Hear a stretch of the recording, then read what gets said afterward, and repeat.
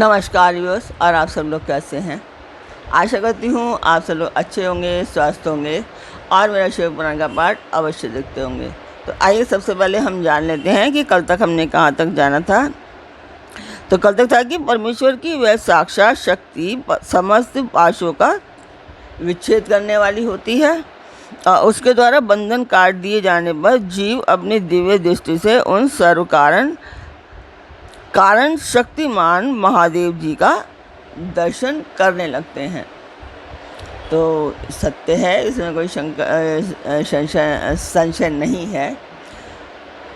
तो अभी मैं ये बता दूं कि जो नए दर्शक हैं कि ये पाठ एक शुभ कार्य है, मंदिर के लिए कर रही हूँ और इसमें मैं आप सब लोगों का सहयोग चाहती हूँ कि आप सब लोग इसमें सहयोग करें, सब्सक्राइब करें, लाइक करें और शेयर करें। और इस उद्देश्य की प्राप्ति में आप लोग भी सहभागी बने। तो अपने परिवार और मित्रगणों को अवश्य कहिए सब्सक्राइब एंड शेयर करने के लिए, और आप लोग शेयर करते रहिए। तो जिस मंदिर का मैंने वर्णन किया है उस मंदिर की मैं वीडियो डाल रही हूँ, आप लोग देखें और मुझे बताएं कि आपको शिव पुराण कैसा लग रहा है, आपको ये पाठ कैसा लग रहा है।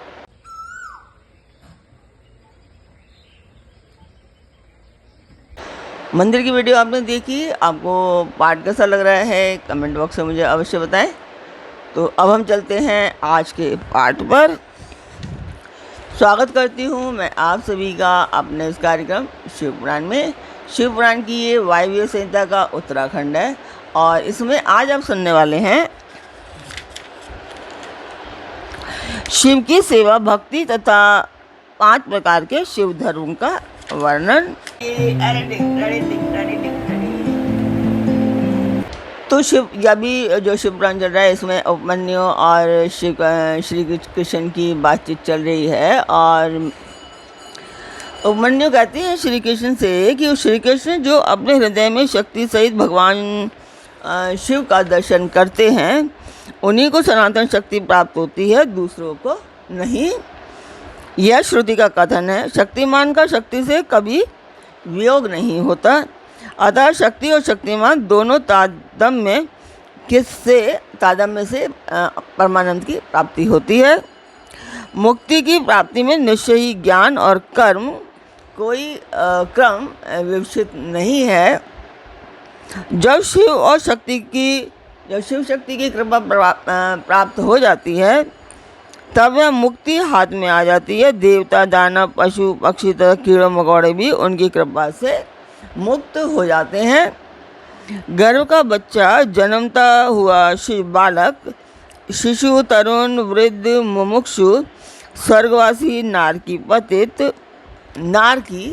पतित अलग है। धर्मात्मा, पंडित अथवा मूर्ख सांब शिव की कृपा होने पर तत्काल मुक्त हो जाते हैं, इसमें संशय नहीं है। परमेश्वर अपनी स्वाभाविक करुणा से अयोग्य भक्तों के भी विविध मलों को दूर करके उन पर कृपा करते हैं, इसमें संदेह नहीं है।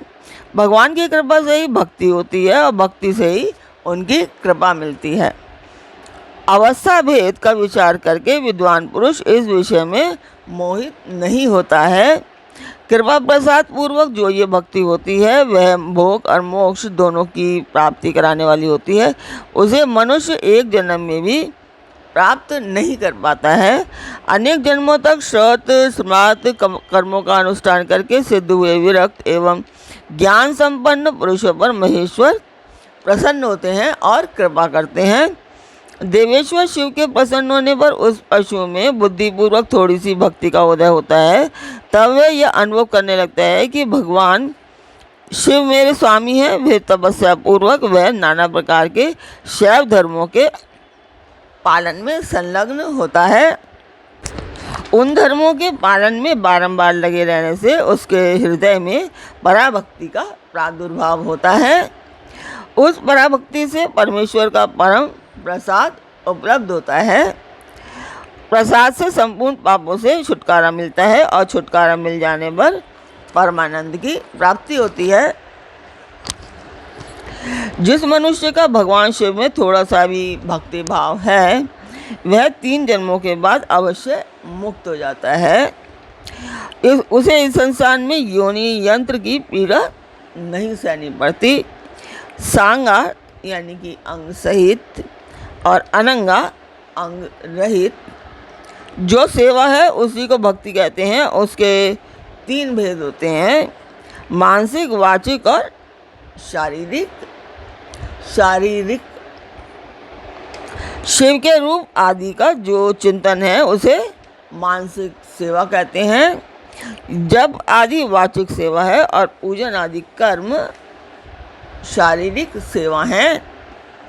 इन त्रिविध साधनों से संपन्न होने वाली जो ये सेवा है इसे शिव धर्म भी कहते हैं।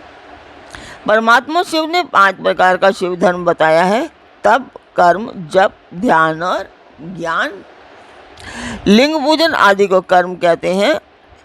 चंद्रायन आदि व्रत का जप तप है। वाचिक, उपांशु और मानस 3 प्रकार का जो ये शिव मंत्र का अभ्यास यानी कि आवृत्ति है उसी को जप कहते हैं। शिव का चिंतन ही ध्यान कहलाता है तथा शिव संबंधी आगमों में जिस ज्ञान का वर्णन है उसी को यहाँ ज्ञान शब्द से कहा गया है। श्रीकंठ शिव ने शिवा के प्रति जिस ज्ञान का उपदेश दिया है वही शिवागम है। शिव के आश्रित जो भक्तजन हैं उन पर कृपा करके कल्याण के एकमात्र साधक इस ज्ञान का उपदेश किया जाता है। अतः कल्याणकामी बुद्धिमान पुरुष को चाहिए कि वह परम कारण शिव में भक्ति को बढ़ाए तथा विषय शक्ति का त्याग करे। तो यह था आज का पाठ। आपको कैसा लगा? आशा करती हूँ आपको आनंद दिया होगा और आप भी शिव भक्ति में ध्यान लगाएंगे। तो आज का पाठ मैं यहीं पर पूर्ण करती हूँ। कल फिर मिलेंगे एक नए पाठ में, एक नई उमंग, एक नई तरंग के साथ। तब तक के लिए आज्ञा दीजिए। ओम नमः शिवाय। जय माता की।